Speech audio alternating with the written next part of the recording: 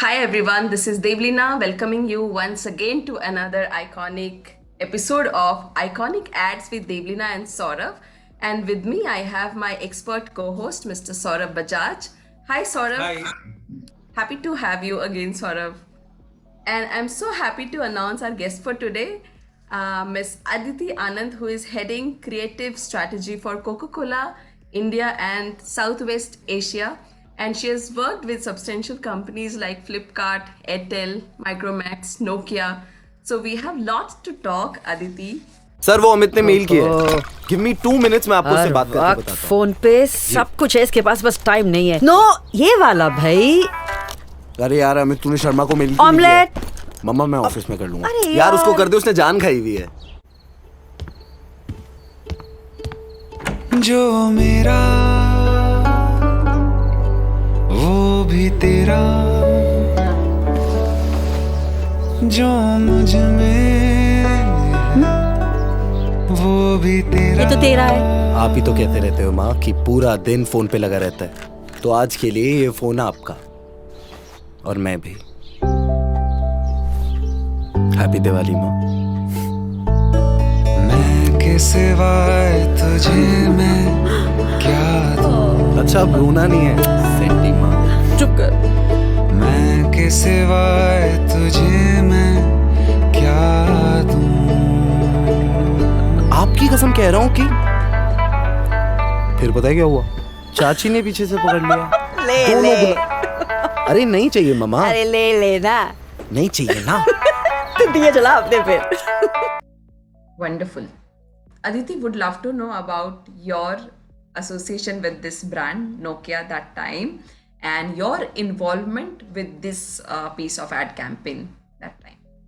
Sure. So I joined Nokia in 2017. Nokia, as we all know, had exited the smartphone segment altogether after the takeover by Microsoft, and then Microsoft decided to put the plug on them.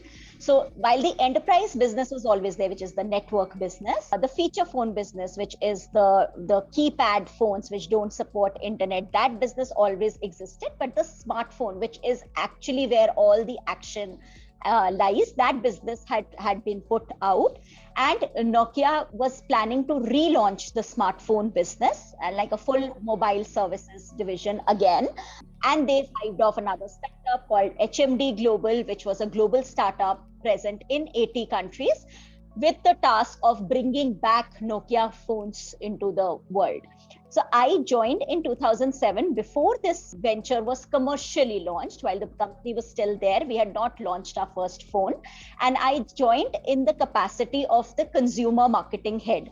So as consumer marketing head, I was responsible for the overall consumer strategy of bringing back Nokia into India, how to launch it, how to position the brand, how to do product marketing, what phones to launch, which consumer segments to go after, how do we position it, what should be our media strategy, and all aspects of marketing per se. So this campaign came in that year only. So we launched in May 2017 with the iconic 3310 in a new avatar with a new snake and all of that, which got a lot of buzz, excitement, etc. But it was still not our core business. Our core business was smartphones.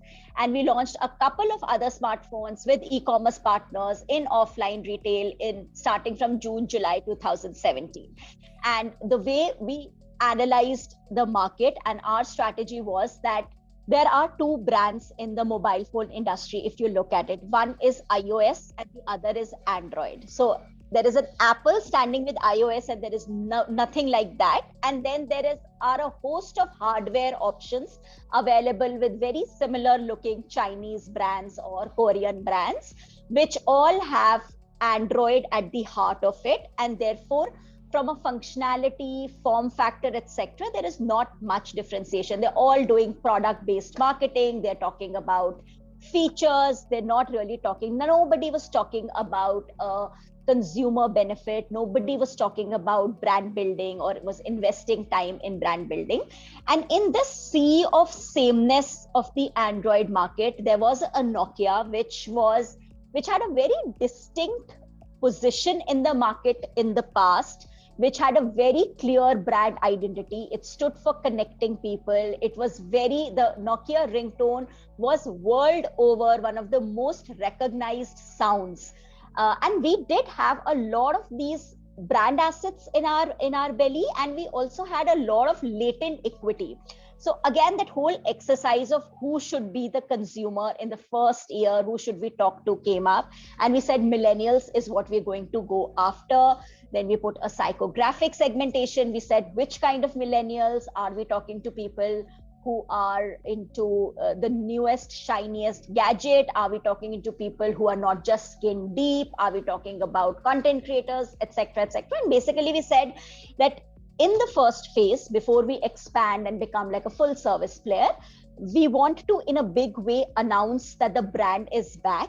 And while the brand is now being handled by a different company, still many people don't know that it was hived off as HMD Global, which was handling the brand. We said it's the same brand which our generation has grown up holding. We couldn't find a person who was 25 to 35 who had not owned a Nokia phone or didn't have a Nokia phone in their household, was owned by their father, was owned by their elder brother, etc. So everybody in that age group of 25 to 35 knew about Nokia, had either had a Nokia phone in the past or someone in the family had the Nokia phone in the past. So those were our warmest consumers to kind of go out for. The brand already stood for a couple of things, like the ringtone of the brand, the positioning of connecting people and human connections over technology, the iconic snake game. And there was these pieces, the two hands coming together. Those were all brand assets that people still recognized and replayed. Our task was, how do we get to these people who are already Nokia warm consumers, who moved away from Nokia because Nokia stopped fulfilling their need of a smartphone? How do we talk to them? How do we get them back? And how do we tell them, in a sea of sameness of brands, Nokia is still your old Nokia, which basically humanizes technology and puts people above technology. We strongly believe that technology was a means to an end, either forging human connections or for the betterment of the society or for your progress, versus an end in itself. A lot of options available in the market then and today talk about technology for technology's sake, not about what technology can do for you. So we said, let's come back, let's remind consumers who we are, let's announce in a big way that Nokia is back, and let's do a little bit of a brand relaunch, actually a massive brand relaunch, not a little bit. And that's when the Diwali campaign was conceptualized as a brand building metric. It was a purely thematic campaign. It didn't have any business metrics attached to it, because we were still ramping up our supply chain. We were still kind of figuring out our product range. We did have 3 smartphones in the market in different price segments, but demand was higher than supply. So we were still figuring out all those issues. So this was clearly to sort of announce and prepare the roadmap for the next year, which was the full year of 2018, where we had big ambitions of going after big market share. So this was just a brand building, rekindle the brand love, evoke some amount of brand nostalgia, tell people in a big way that Nokia is back, in a very Nokia way, which separates us from everything else that's there in the market. So that was the genesis of this ad.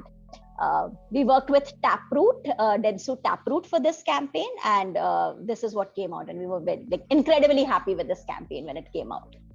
So I have a ton of questions, because this is a fascinating brand campaign and thing to talk about.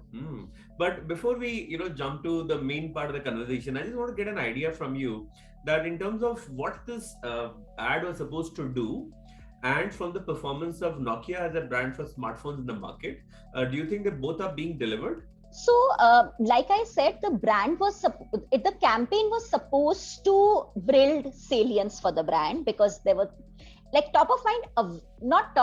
awareness for the brand is 100%. Top of mind awareness obviously had taken a dip because it had exited the market. So from a pure play brand KPI point of view, we were trying to build salience and preference for the brand. And then we were also trying to remind people that, these were the brand ethos last when you had an experience with the brand, and we are still the same while we've changed the product configuration, etc.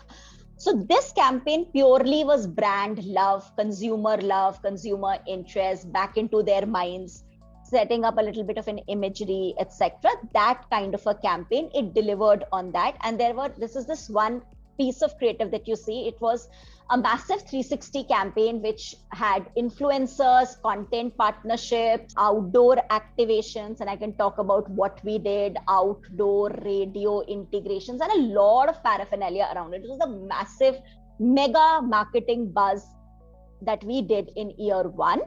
Yeah, and that's massive, because there are a lot of companies which go through turmoil, like whether it is the Maggie fiasco on Nestle, or the insect controversy in Cadbury's in 2003. The challenges that the current telecom players have been going through, with the churn that has happened in the last couple of years, the mergers, and so on and so forth. And this is not anything to do with the campaign, but yet I'm very excited to understand what does it take for leadership and for people in there to sort of hold that spirit, morale, and to light that fire, because skepticism is the easiest of human traits. It takes like one small snap for the whole organization to become skeptical and skepticism to spread, but doing the reverse of that, engineering a positive brand internally is really difficult. So what do you think are the stuff that is going on within the organization which enable that kind of a culture to foster?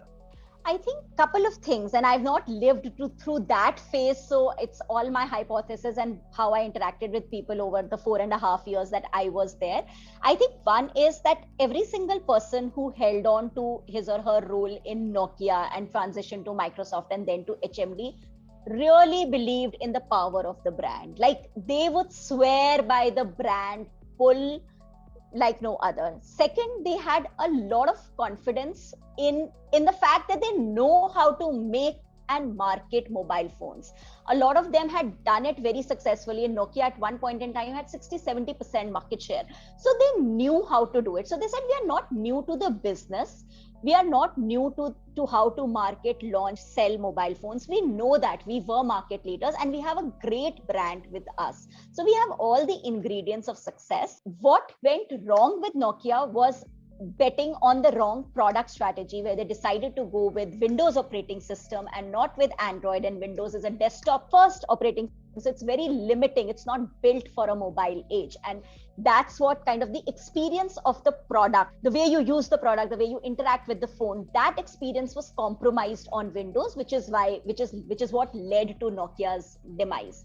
From a hardware perspective, they were always bringing innovations ahead of the curve, whether it was that twist phone, or whether it was the flap phone, or whether it was like huge megapixels in the camera, whether there were tie-ups with the Carl Zeiss and the Sonys of the world, the Music Express. If you look back at hardware innovations, Nokia was always ahead of the game. Where they fumbled and they fell was software.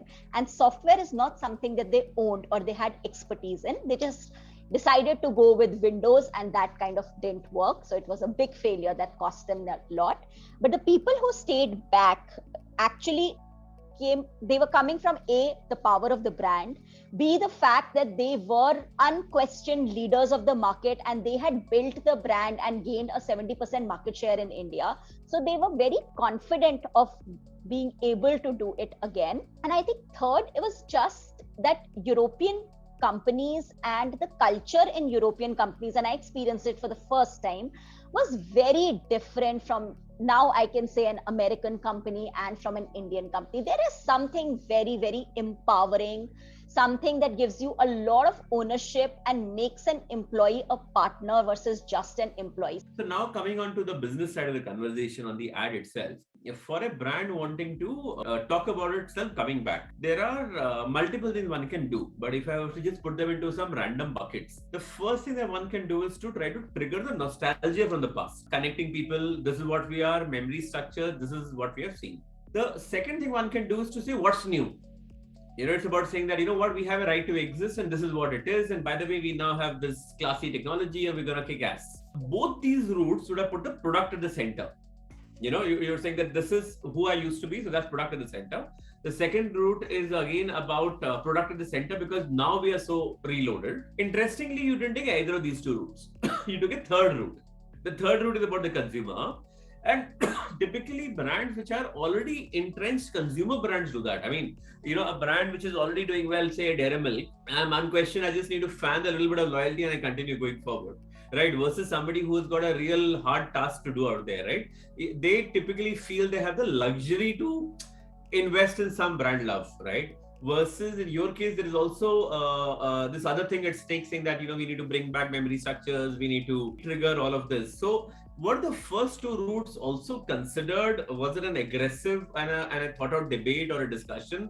And how did that sort of pan out? Because like in my head, I would have probably taken the first route and said that, I need to remind people very, very proactively. But you have not done that. You're not even put the product at the center in this film. It's the consumer at the center. Yeah, so very interesting question, by the way. For a category which is like a mobile phones category, I think there are two parallel streams of marketing that continue. One is product-led marketing, where you actually need to sell the product, which is more feature-led, what the feature will do for you, slightly more education also at the end of it, but largely functional marketing, and all brands do that. And you need to do that because people will finally buy a product on the strength of its features. The other is brand building or consumer marketing. And very few brands do consumer marketing. For very few products, you do consumer marketing, or you do it at a corporate level, etc.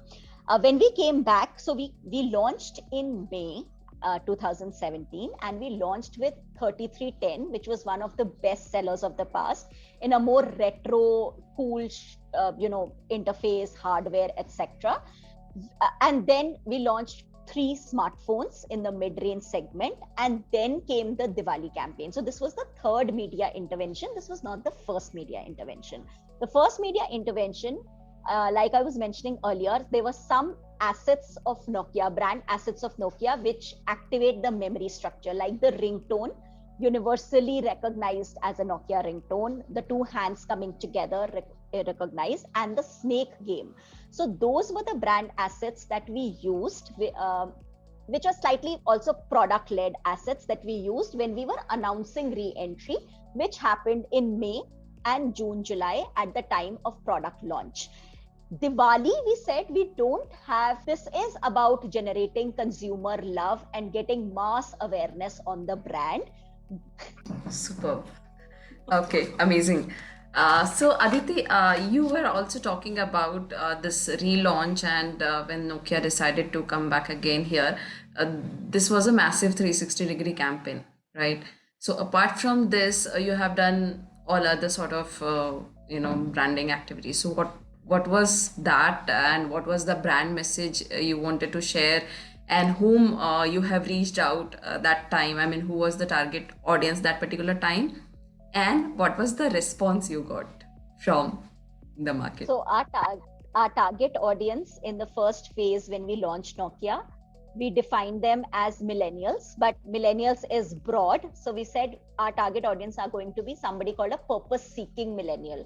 And by purpose-seeking millennial was exactly people who believed technology is a means to an end, people who believed in the greater goodness of mankind, people who believe that products should be sustainable. There is more than just owning the latest gadget, etc.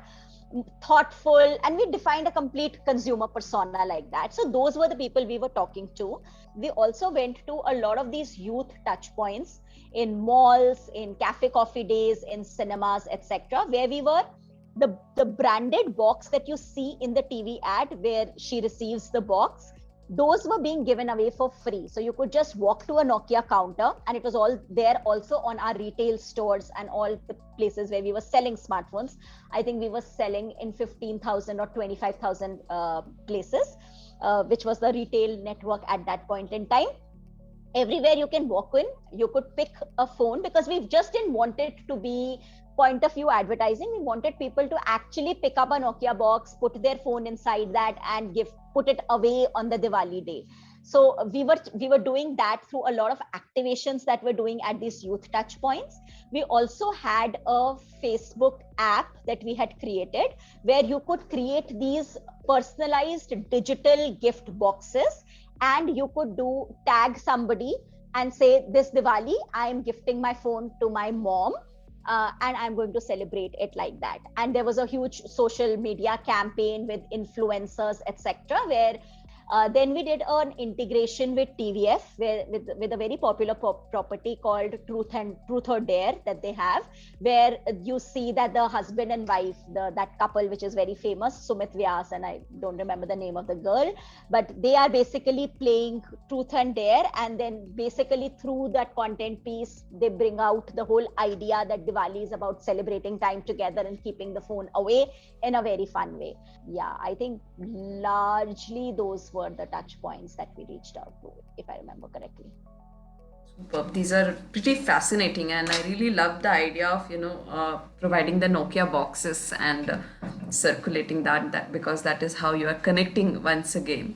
Thank you, Aditi. Thanks a lot for sharing such nice insights with us. Thank you, Aditi. Thank you, Saurabh, once again. I think it was an iconic conversation about Nokia. So, sort of now I'm curious to know about the 3 takeaways and learning from this particular piece of conversation today.